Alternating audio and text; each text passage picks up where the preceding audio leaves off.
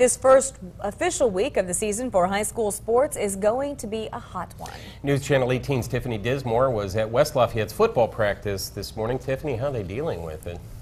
Jeff, it's really hot. Most teams are going to be spending this week practicing twice a day and unfortunately in the heat.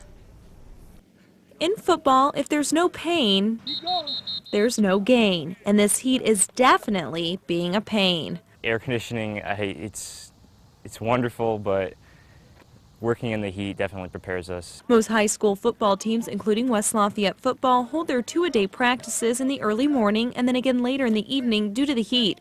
Just this week, a 14-year-old South Carolina high school football player collapsed and died at the end of his team's practice. There's almost a certain sense that we're all together in this, and so when something bad like that happens, you say we don't want that to happen here. Trainers say with football players wearing shoulder pads and helmets, it traps that heat in. And with these high temperatures, they say staying hydrated during these hot practices is very important. That's why we have to monitor football players a little more closely because of that. They do hold in that heat and they do sweat a lot. Trainer Marion Verging says there are scheduled water breaks and ice towels and fans are always available.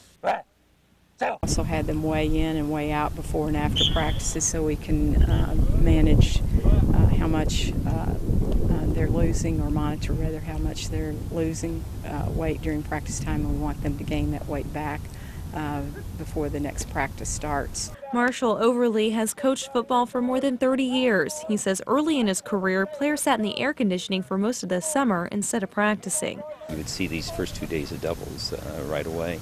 But it's very different now because we spend a lot of time conditioning with the kids during the summer, and they're out in the heat. 1, 2, 3, hustle, hustle. Overly says because his players are used to the heat, it makes these two-a-day practices a bit easier. Tiffany Dismore, News Channel 18.